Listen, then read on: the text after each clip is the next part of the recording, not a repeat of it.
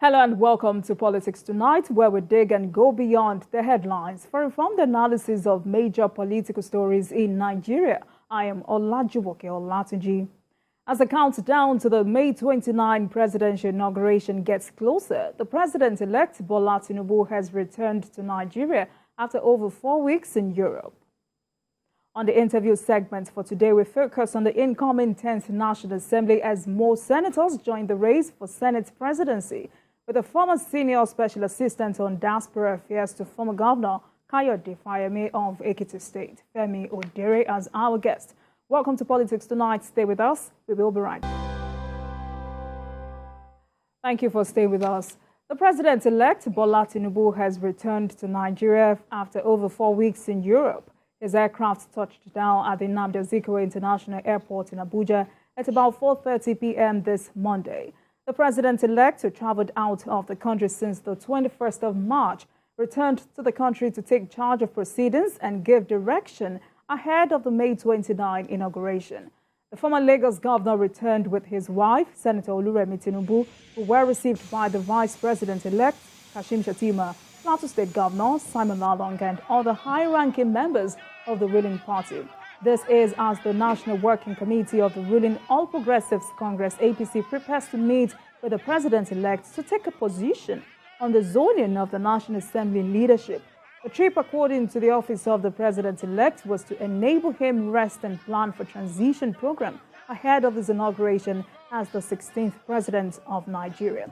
Before the arrival of the president-elect, TVC News correspondent spoke with some APC members on what Nigeria should expect after the May 29 inauguration. Take a listen.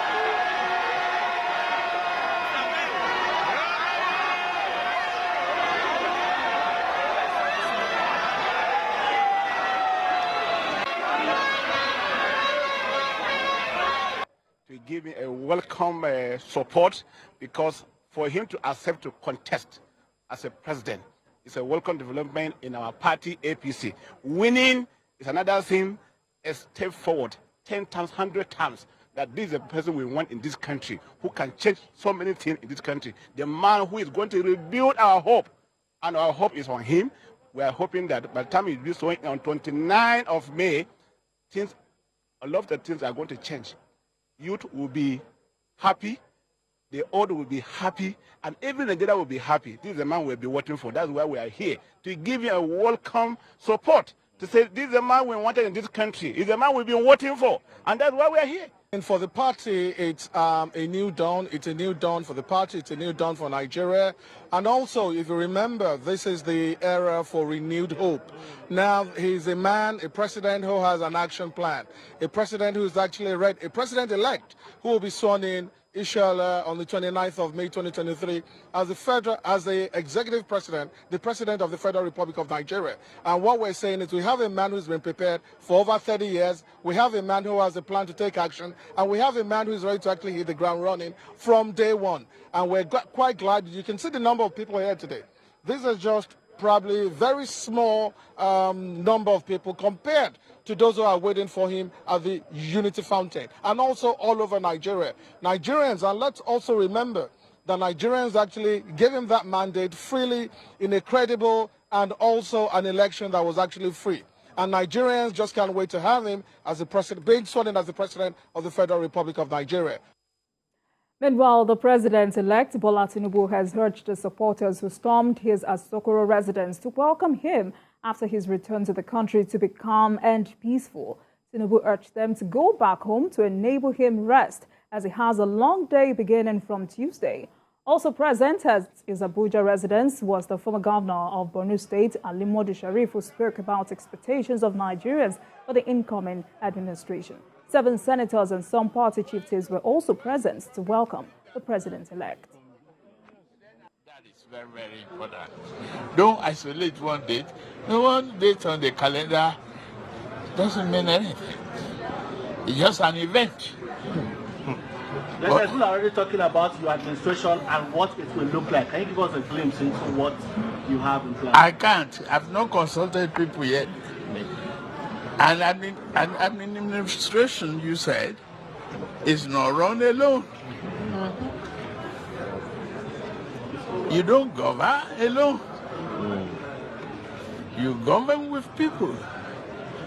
You consult. Assemble.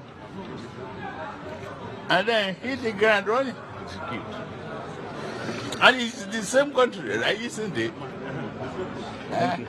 So, Thank you very much. yeah, okay. What is important is that when you have a head that is correct, everybody will fall in line. If you don't get the right head, it will collapse. The So we're all ready to follow. Yes. I agree. The expectation is high. Very hard. And They want you to replicate what you did in Lagos. The whole of Nigeria, that's what they want. I believe we can. Yes. We can win the war without losing the battle. I agree.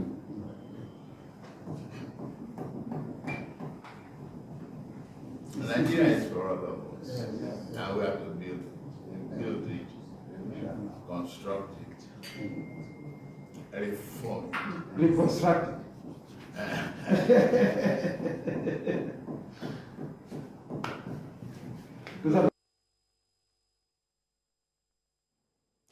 All right, so let's take a short break, and when we return, it will be time to speak with our guest of the day, who is the former Senior Special Assistant on Diaspora Affairs to former Governor Kayode Fayemi of Ekiti State, Femi Odere, to discuss the incoming 10th National Assembly as more senators join the race for Senate presidency. Welcome back, and thank you for staying with us. You're still watching Politics Tonight, digging beyond the headlines. And now to our interview with the guest of the day. Now, as soon as the National Assembly elections concluded, the race for the Senate presidency began in earnest. And in Nigeria, as you know, politicians do not leave anything to chance, as more senators have now joined the race for who becomes the next Senate president of the 10th National Assembly. Now, joining me to discuss this tonight is the former Senior Special Assistant on Diaspora Affairs to former Governor Kayode Fayemi of Ekiti State, Femi Odere, for discussion on the 10th National Assembly. Thank you very much for joining us tonight, sir. Thanks, Jumoke, for having me. Now, let's begin with party representation at the National Assembly. The spread of seats among political parties, which is the highest in Nigerian history. How will you describe it? Well, it's a good thing that we're having a sort of a multiplicity of political parties that participated in the general election, almost for the first time since 1999, when the Fourth Republic, started. It used to be a sort of a dual kind of a political arrangement. What do I mean by that? The APC on one hand and the PDP on another hand. But now we have more political parties actually having representation in the National Assembly. So it's a good thing. And it is going to be very interesting how things shape out at the end of the day. All right, but many analysts say this spread will make the 10th National Assembly rancorous. Do you agree? I don't think so. And the reason why I don't believe it's going to make it rancorous, when you talk about the House of Representatives, the House of Representatives in representative democracy all over the world are usually rancorous anyway. It really doesn't matter how many political parties are in the National Assembly. By its very nature, the House of Representatives is more likely to be rancorous. But this time around, I think it's probably less going to be rancorous for the simple fact that the stakes are very high.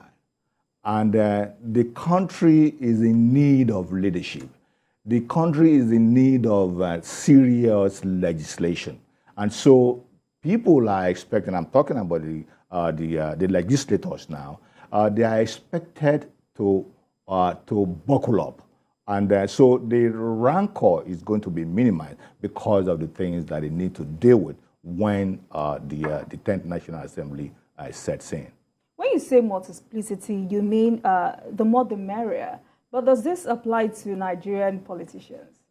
Well, I hope so, because as I said, there are some too who are actually going to be there, not necessarily to add important value to legislation. And quite frankly, there are some people that probably didn't even expect to have won their election, but they won anyway. So when it comes to how adequate some of them may have prepared for this new task, then you may find some of them wanting.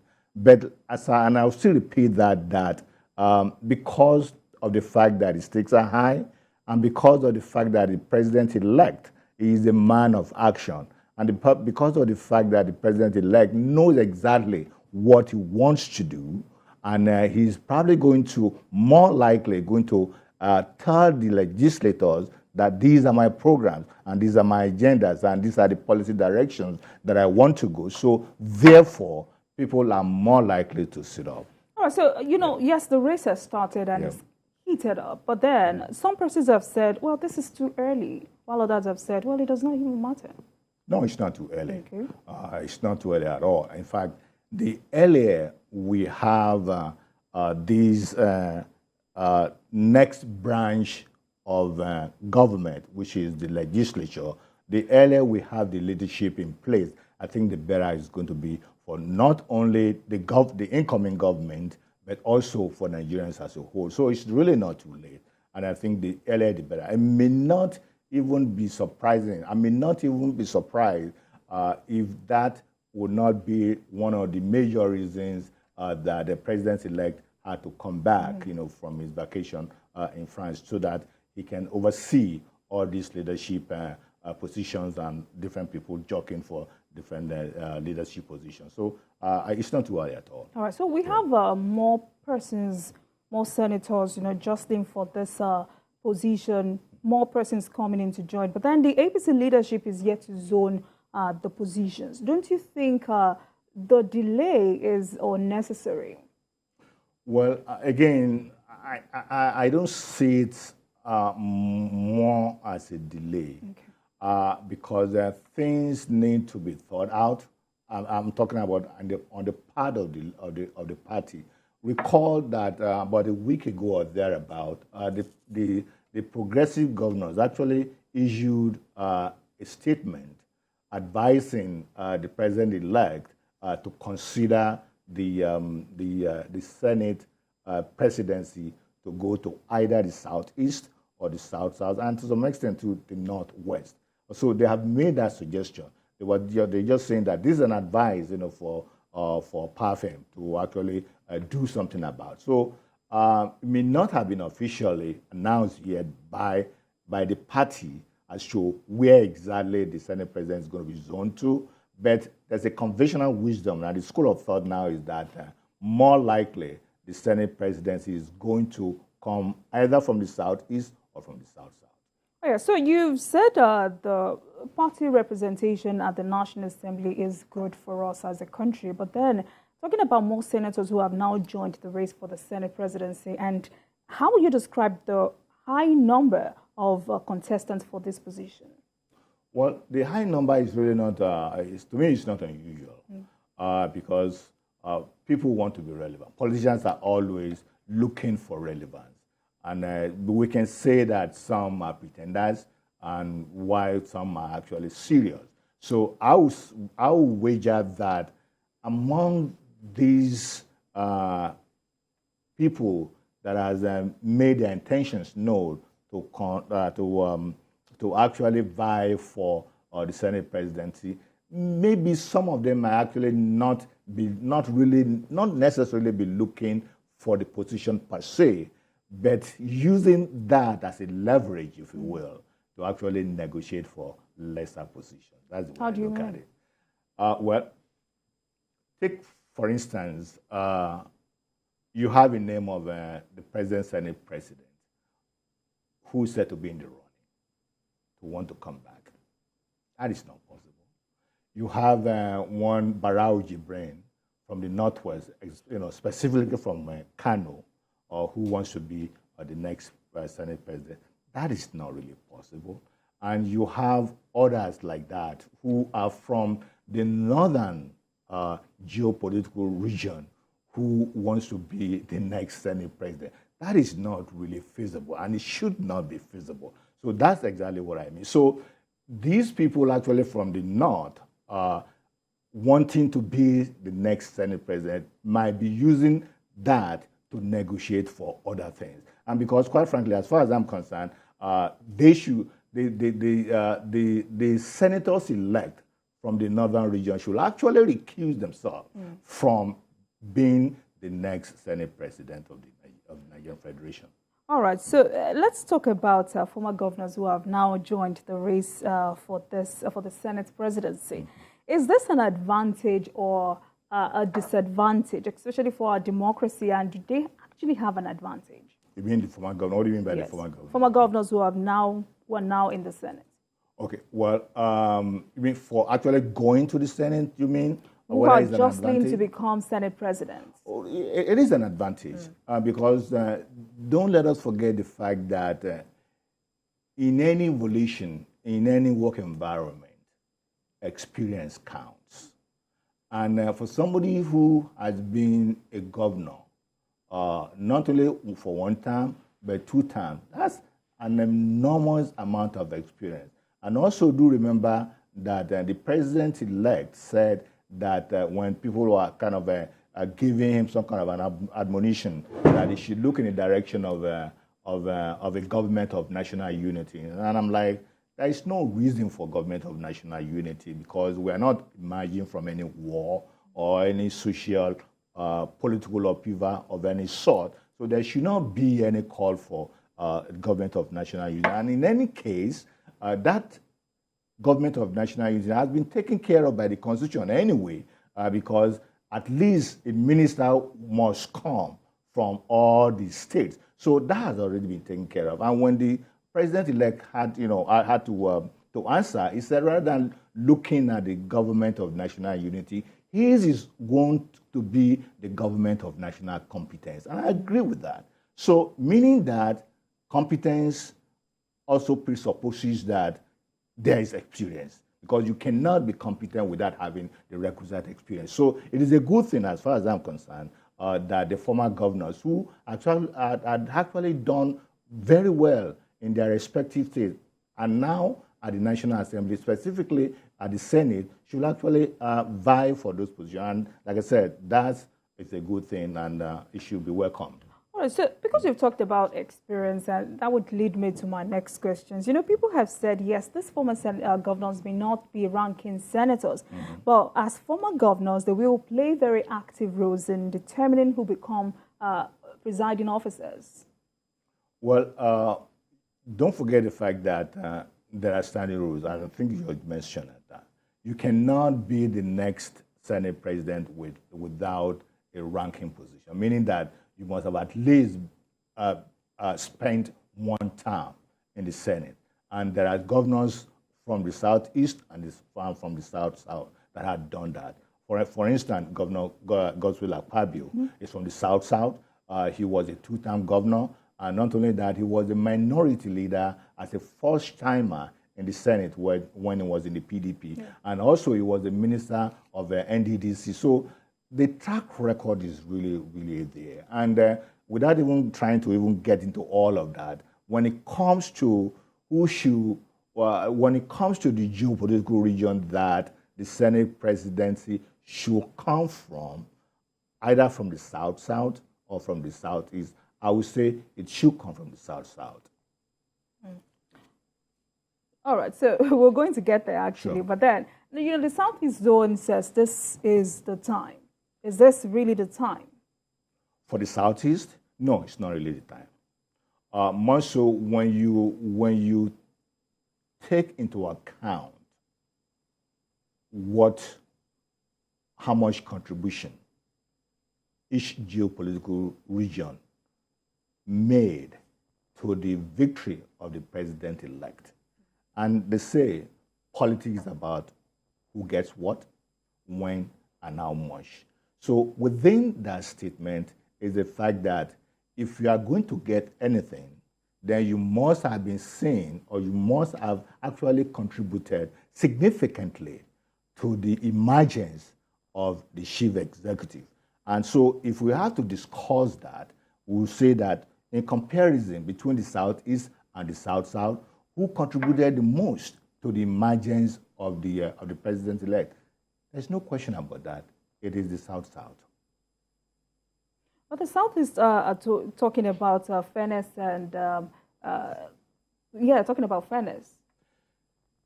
I don't even know why the South is advancing the word fairness, because maybe they don't even know the real meaning of fairness. Because if they are talking about fairness, they should not even want to be considered for the president, for the Senate president. Why?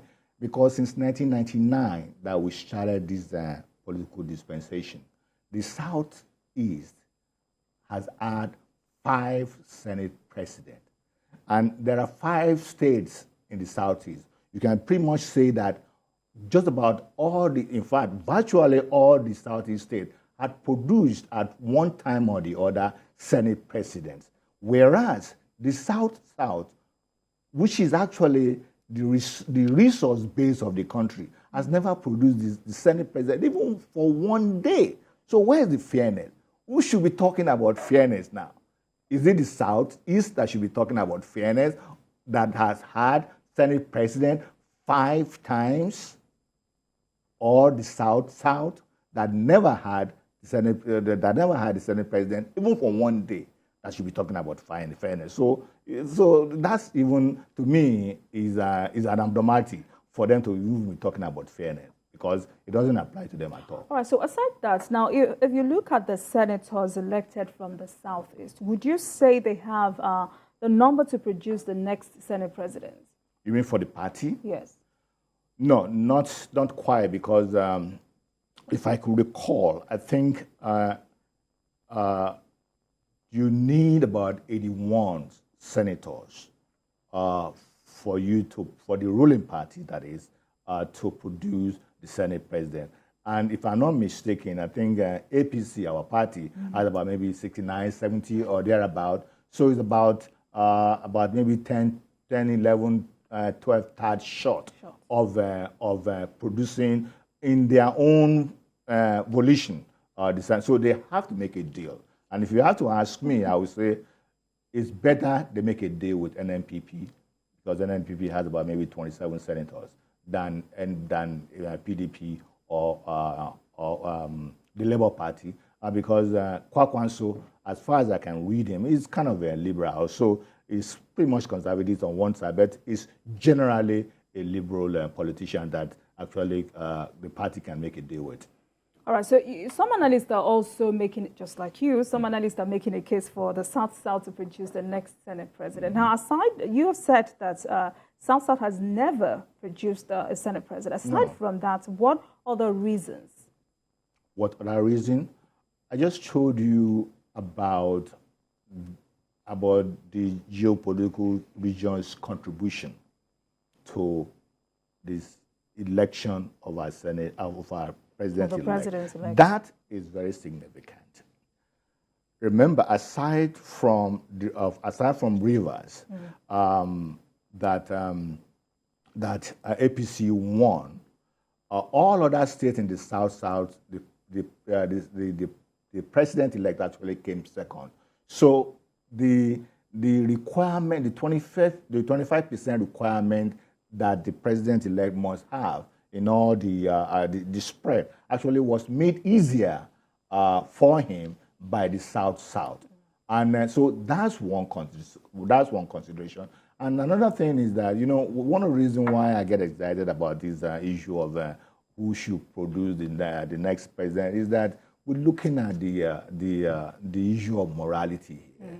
And I want to also start speaking to the party, those of us who are becoming to be emerging voice, that that the party should begin to do the right thing, and because how will it feel if a geopolitical region donated a significant amount of votes for you that actually made it easier for your party to win, and at the end of the day, they walk away with nothing? It doesn't give incentive for anybody to want to work hard anymore. And we should actually begin to look even beyond 2023. Now we should actually begin to look at 2027. So among the two geopolitical regions now, who's more likely to be in the corner of APC even come 2027? Quite frankly, as far as I'm concerned, it is going to be the South-South because they have demonstrated that they can be loyal. They have demonstrated that they can give your vote in bulk to the APC. So why would you even want to even throw that away? That it doesn't matter. Whereas the Southeast has demonstrated, regardless of the things that anybody might have done, the Southeast have never, and is actually, I can't even begin to analyze it, because take, for instance, in Abia State Senatorial District, where Orji Uzor comes from. Orji Uzor now is also in the running for the Senate president. Orji Uzor garnered about in excess of 40,000 votes from his own senatorial district alone, whereas in the same senatorial district, the president-elect was only given about 6,000 votes. Can you imagine that? So people will have to, what happened in this? Was the deal made that Orji Uzor told his people that, look, vote for me, let me just win this election, but whatever happens to the Senate president, I don't care, and all of that. So you begin to look at all of that. In the entire Southeast, the president-elect did not even get up to 10% of the votes from the Southeast, whereas the South-South was, whereas the South-South actually gave the president-elect 25% in all the states. So there's really no contest as far as I'm concerned. And again, like I said, fairness, facts, and the issue of morality should be considered. All right, so, you know, this is about the Southeast, but then we also have senators from the Northwest Zone who have shown interest in the Senate presidency. As I said, any senator-elect from the Northern region who wants to become the Senate president in the 10th National Assembly actually doesn't love Nigeria. That's the way I look at it. Because if they love Nigeria enough, they should not even be in the contention at all. Because we know what happened, and what happened with the lopsidedness of appointment in the current Buhari administration. So why would they even want to in the Nigerian parlance, heat up the polity, by wanting to be the Senate president again? No, it doesn't add up. That's why I said they shouldn't even be done. And they probably know that.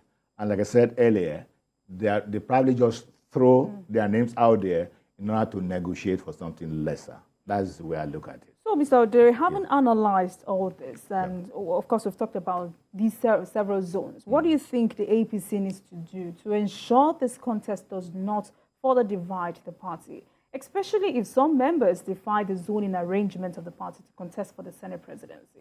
Well, I think the APC, our party, should actually act very fast. And the party should actually issue a statement very soon as to the preference, the specific, not only the specific geopolitical zone among the two southern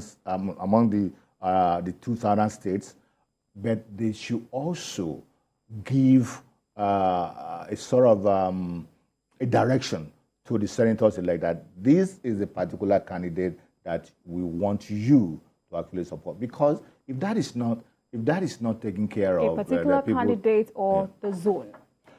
Well, I would say first and foremost a zone, and as I said, based on the things that I've just said in terms of my analysis and all of that, it should necessarily go to the South-South. But then they also should pinpoint from that particular zone their preference. And they may not necessarily have to tell the members of the public that, okay, we want Akpabio to be the next Senate president. But at least they can send the signal to the senators and the party that they are willing or they are ready to make a deal with, that this is our candidate and this is who we want you to vote for. All right, I asked this question because many are already foreseen a repeat of the 2015 contest where Bukola Saraki matched against the wish of the party. So you're saying that they are saying that if this does not happen as fast as you have advised, history might repeat itself.